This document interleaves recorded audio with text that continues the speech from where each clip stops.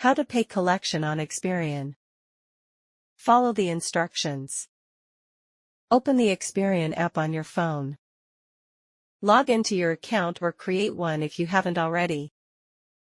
Navigate to the Credit Report section. Locate the collection account you want to pay. Review the account details for accuracy. Check if the collection agency allows direct payment through the app.